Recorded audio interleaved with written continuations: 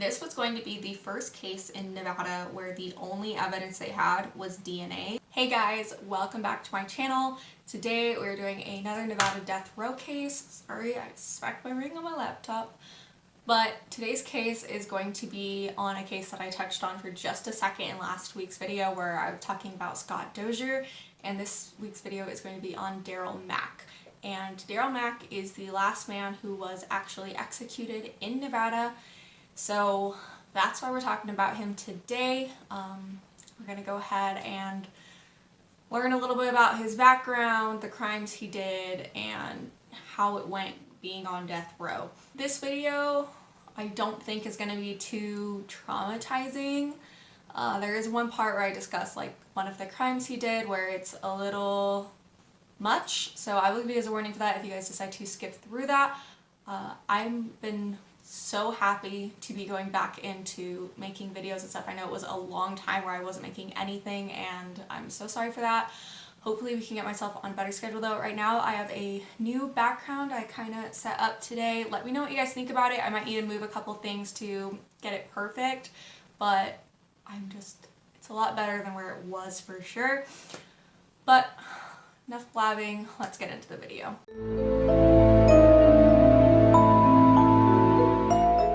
Daryl Mac was born on August 28th, 1958. He actually grew to be 6'3" and 170 pounds, which meant that he was probably a little bit on the thinner side considering how tall he is.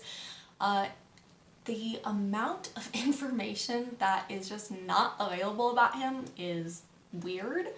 There's just like everything just about his case, and I've usually found when I'm researching different killers and stuff that there's like a background on them, right? So it'll say like, oh, they were born here, this is how they grew up, this is where they went to school, blah, blah, blah. I can't find any of that. Like, he doesn't have a Facebook page, which usually families will continue to run Facebook pages for people even after they've died. And there's just been none of that for Daryl Mack. So the information is very slim pickings today.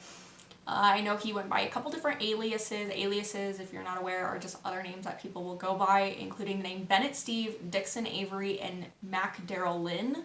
So he pretty much just rearranged the order of his name for that last one. And pretty much the one fact I do know about him growing up is that he had a really unstable life, which means he moved from home to home all the time, and not just with his parents, but like sent off to live with this person, sent off to live with that person. Like, he didn't have anything stable, and there was a lot of domestic abuse going on in his home where his mother and father were fighting, and Daryl has a brother, again, I'm not sure if it's his only brother or not, but his brother said that countless times they watched their dad beat their mother to a pulp. So growing up in a very vicious and violent family is obviously going to be very difficult, and just because you grow up in those sorts of environments doesn't necessarily mean that you're going to replicate your environment, but it is more likely that you're going to, and unfortunately for Daryl Mack, that's exactly what he did. What ended up putting Daryl Mack on death row is two different killings, and it's really the first/second killing that is actually what gets him put on death row. And just like last week's video with Scott Dozier, you had to solve one of them in order to solve the other. So it's just, you can't solve one without the other pretty much. So we're going to talk about the case that got solved first because that makes more sense to me. And that is the case of Kim Parks. So Kim was actually a prostitute in downtown Reno. So Reno does have legal prostitution, but that doesn't mean that you can just go around and be prostituting yourself on the streets. We actually have like brothels and stuff. But brothels have to be a certain distance away from cities. They have to have different licenses. The girls have to get checked, every so often. They have security. They have all of these different things to make sure that they stay safe. And so that is what Nevada's legal prostitution really means. So what she was doing was illegal by just being out on the streets downtown trying to pick up a John. So she was a prostitute in downtown Reno, and Daryl was actually her pimp. And on April 8th, 1994, Daryl was going to help her move from one motel to another. So I'm assuming that they would have a hotel room booked for like a week or something, and that's where you would bring your Johns, and then you'd move to another motel and bring your Johns there. That way you weren't too suspicious and you didn't get caught. And in downtown Reno, there is a lot of little hotels that are like, you can even rent them hourly. So that kind of shows you what kind of business they were expecting. While he was helping her move to a new motel for the week, he was expecting her to give him his cut of her money because, you know, he was the one protecting her. He was like the pimp. He was the person like in charge of all this. So he definitely gets a cut in the rules of the game. And according to him, she refused to give it to him, and that made him very upset and angry. And so Daryl told the police that he just backhanded her across the face, and I'm guessing he must wear rings or something, or did wear rings, because he said that it ended up cutting her face and then she was bleeding, and he just took the money and left. And that is Daryl's story. But the prosecutor said that Daryl had wrapped Kim's bra around her neck and strangled her, took the money, and left. And the judge agreed. Daryl was found guilty and sentenced to life in prison without parole. The chief deputy district attorney really pushed for a life sentence. And that's not just because, yes, this is like a heinous crime, but because Daryl had been in and out of prison and been picked up so many times for different things that they were kind of just over it. And so he had been arrested 20 times since he was an adult, so they're not counting any juvenile arrests, which I'm sure there was some if they had to specify that that was adult arrests. 14 convictions, and out of those 14 convictions led to 6 different felonies. The district attorney said, he's a cold-blooded, premeditated murderer, thief, pimp, and drug addict, and we don't need him here. So he had been doing things for a long time, been pissing off the wrong people, and this was now their final chance to get a bad man off the streets for good. Daryl argued, though, that Kim was one of his friends, which I don't know really the kind of relationship that prostitutes and pimps usually have, but he was saying that he would never harm her, which from my personal understanding of it, if you're not getting your money, you're not going to be just like, okay, have a good day, I'm upset now. Like, a pimp is likely going to do something about not getting his money. So I don't know, again, what that was for him or how far he would go. Daryl knew that he was going to be in trouble. Like, through all the court things, he started to see there's no way I'm going to talk my way out of this. And he was super confused by it because to him, he was so innocent. And I don't know exactly what proof they had other than knowing that he had to move her. They found her strangled with a bra, blah, blah, blah. Of course, somebody else could have come in the picture in that time. It's very hard to find a lot about Kim Parks specifically, and I think that's just because the other case took over the media so much that she kind of got shoved down, and that really sucks because that does not make her death any less important. But since he was so confused about the punishment that was coming his way, he told the judge to please just sentence him to death, and actually said, give me justice or give me death. But the judge said that what he did didn't fall in the restrictions that they had in order to give capital punishment, so he didn't actually receive the death penalty for killing Kim Parks, but he was convicted of her murder. So about 5 or 6 years later, in the late 90s, DNA started to get big, and they were being able to test it better, and it was becoming just more prevalent in crimes. There was an unsolved murder in Reno from 1988, and a homicide detective, David Jenkins, was reviewing inactive cases, ones that were like forgotten about and not solved, so just the cold cases. And he came across the murder of Betty Jane May. And it wasn't just a murder, but also a rape. They had taken samples from her, but they hadn't been able to DNA process them because it just wasn't really a thing in that time. And he noticed that it still had never been sent for testing. So he submitted the samples to the database, and there was a match. They matched the blood samples from Daryl Mack. They had actually taken these blood samples from him when they were investigating Kim Parks' murder, so they had them all on file. It was in very early of the year 2000 now that the chief deputy district attorney ordered a new DNA sample from Daryl Mack while he was in prison to make sure there was no issues and like contamination, or it was just a fluke for some reason. And again, it was a match, and Daryl was looking at a new murder charge. This was going to be the first case in Nevada where the only evidence they had was DNA, so that was going to be huge. And not only that, but it happened so long ago, 12 years at this point, that they're saying, hey, this is your guy, that even people who were there or saw things or heard things, their memory is going to be fuzzy now. And yes, they still have the statements from the night that it happened, but people remember new things and forget things and repeal things and do things all the time in cases, and they just wouldn't have that opportunity anymore because they're going to forget a lot in 12 years. I know personally I can't even really remember 12 years ago. I was 11 years old, and I'm sure I would be like, wow, that was traumatizing, but every little detail I wouldn't be able to bring up and tell you. So this murder of Betty May occurred on October 28th, 1988, and she was found dead in her basement room at a boarding house in Reno. And her neighbor, Stephen Floyd, was coming over. He said he was gonna ask her to borrow a couple bucks, and he went to go knock on her door, and the door was closed, but it was just ajar. So when he knocked, it opened a bit, and he opened it up, and he saw her kneeling by her bed with her upper body face down on the bed. So she was just kind of slumped over her bed like that. So he went to go touch her and see what was going on, if she had passed out, whatever, and saw that she was dead and called the police. Next morning, an autopsy was conducted, and they collected fingernail scrapings, internal swabs to check for sexual assault, which there was evidence of, so they were hoping to get DNA from sperm. She had many bruises on her neck and inner thighs, deep cuts on her fingernails, lips, and nose, and then there was blood in her vagina and a hemorrhage within her cervix, which means that it was a pretty brutal rape.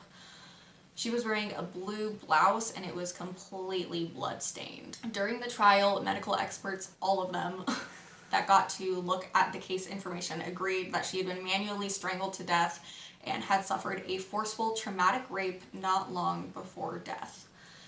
Daryl had been sent to prison several times at this point when Betty May was being murdered, and during her murder he was on parole from a burglary conviction in California, which means that he was out on the streets, available to do bad things, and that's exactly what he did. So with the first case, Daryl requested a bench trial. So a bench trial means it's just you and a couple judges, sometimes just one judge, and then the attorneys and prosecutors, and no jury. So he requested this again. I'm not sure why you would request this. I feel like you have a better chance of not getting in trouble with a jury because you have to now convince 12 people without a reasonable doubt versus 1 to 3 without a reasonable doubt. But he requested a bench trial and he received it, and again he was convicted. The prosecutor in the case definitely sought the death penalty, and Daryl's family came from California, his mother and his brother, as far as I can see, to plead for him and saying hey, please don't do this. He's had a rough life and this isn't what he deserves. And Daryl himself this time asked to please go back to prison and just have prison rehabilitation and not be killed. And I think that's kind of interesting because the first time he was saying, please kill me, and now he doesn't want to die. And so I'm wondering if that's because once he actually got into prison, it was something different than he thought. So he was like, hey, this actually isn't that bad, or, he could handle it, and so he thought, I'd rather just live out my life doing that over dying. His family was also present at the trial, and she had a couple different kids, and they definitely wanted him gone. They wanted him dead. He had destroyed their lives and just given them ruin in their hearts over the last 12 years, and they definitely just wanted to have justice for their mom. Daryl actually addressed the family, saying he was sorry she died like that nobody deserves to die like that, and that he didn't do it, and he was so sorry. And he actually, in his apology to the family, brought up Kim Parks, saying, I didn't kill her just like I didn't kill Kim Parks. And in this particular case, he did sit in front of a 3-judge panel, and they sentenced him to death. 2 months after his sentencing, though, the U.S. Supreme Court decided that juries and not judges must decide on all death sentences. But this came after Daryl's conviction. But Daryl's lawyers still decided to go ahead and write an appeal to the Nevada Supreme Court, saying that Daryl's 14th Amendment to have right to trial by jury had been violated. But the Supreme Court rejected this because Daryl had waived his right to a jury trial and actually asked for the bench trial, and therefore by doing that knew he was waiving his rights to let a jury decide his punishment. But Daryl and his attorney were not ready to give up with that, and so they worked tirelessly for months and months and months on appealing his conviction and trying to get a different trial. But for some reason, one day his lawyer came in and Daryl said he wanted to withdraw his petition and that he was tired of being in death row and tired of this process. I don't know what made him suddenly think that. It seems weird because he was saying, hey, it's not so bad being in prison, pretty much like, please don't kill me. And then now, his lawyer is like, as long as you're working on it and you're appealing, you can get your death date like pushed back and back and back and back, which is a big thing which is a big reason why you don't see a lot of people dying these days, is because they're so busy working on appeals that you can't kill someone in the middle of an appeal. I don't know what caused him to finally just say, hey, I'm done with this. I really don't know. But because he decided to say this, he had to be evaluated by mental health experts, and he was evaluated by 3, and 2 of the 3 decided he was competent enough to make this call, so he was allowed to make the call. And they set a death date for December 1st, 2005. But then a couple months later, Daryl's mother, she stepped in and the execution got stayed. And she pretty much wrote an appeal to the court herself, saying that they failed to conduct a full and fair hearing to determine if Daryl was competent to waive his appeal. So it wasn't about the original conviction at this point for her. It was about, hey, you guys didn't do the right processes to make sure he was allowed to waive his rights for this. And she said that Daryl had been put on medication while he was in prison, which is very common, that they'll put you on things for different disorders or to just try to keep you calm so it's like easier for the prison guards to handle you, but they don't want to put you in like a zombie state either. They're not trying to mess you up, just more normalize and equalize and stabilize.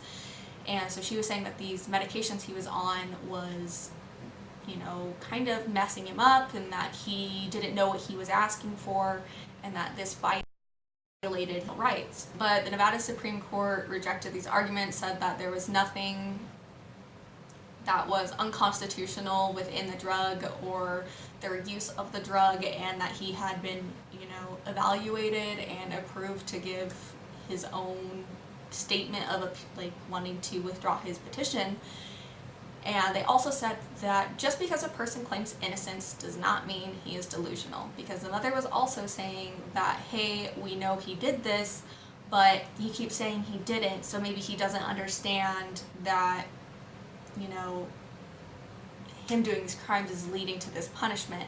So I don't really understand that from her point, because she's saying, hey, we know he did this, but he's just denying it. But they're saying just because you're denying it doesn't mean you're crazy, you're just denying it. But pretty much the Nevada Supreme Court just said, nope, we're not doing anything different, sorry. And they set a new date for April 26, 2006. And that would be the date unless Daryl decided to step up and say, hey, I want to appeal again, but he didn't. Daryl declined to do any interviews with literally any news source between going to prison and dying. So with the Scott Dozier case, there was a Vice interview, which I highly encourage you guys to watch if you guys were very interested or invested in that case like I was, and I put the link in that description box over there, or you can probably just look it up, just Scott Dozier Vice. But he did not do any interviews, so we don't have a lot of insight of his mind in his last days or in his last year or anything like that. We don't know what he was thinking. But Daryl Mac died on April 26, 2006, just as scheduled, by lethal injection in Nevada State Prison in Carson City.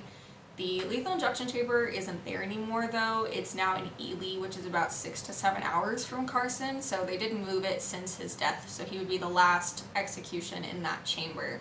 He was the 12th inmate to die in Nevada since we reinstated capital punishment in 1977, and he was the 11th person to give up his appeals and volunteer to die. So what that means is that he just stopped fighting it. And I don't know what happened with the other guy who apparently didn't stop fighting it. I'll have to figure out who that was and obviously research him. But Daryl Mack was also the first black man to die since the reinstatement, and his last meal was a fish fillet sandwich, french fries, and a soda. and his last words were, "Allah is great, Allah is great," before he was pronounced dead at 9:06 p.m. While he was in prison, and this is very common, he got religious and he, found Allah and started to practice Islam, and, just the same way people practice Christianity or Jewidity or Buddhism or whatever. That's just what he found in prison to comfort himself, and I think that whatever it is, it's very important to find something to bring yourself comfort in those really rough times, and that's just what he happened to be drawn to.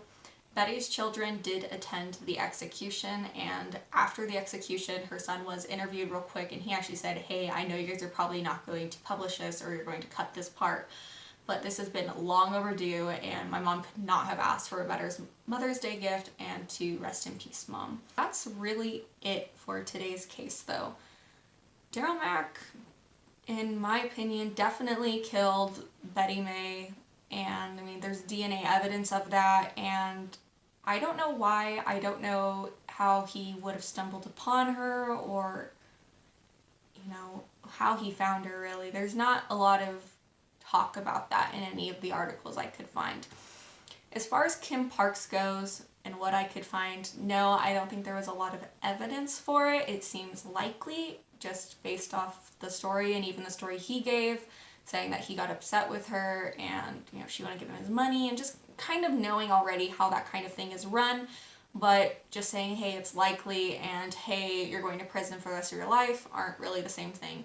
So I'm guessing there is more evidence in that case. I just wasn't easily able to find it, or I would have to request court records, and although court records are public information, you do have to pay, it's like $25 as a processing fee, so I can't be affording the $50 for this case for both of the birders, and I just personally can't afford that in my life. But I'm not really sure. What do you guys think about this? Again, as I asked in the last video, what is your guys' opinion on the death penalty? Please be respectful in the comments down below, and thank you guys for watching. I'll see you guys next time. Bye.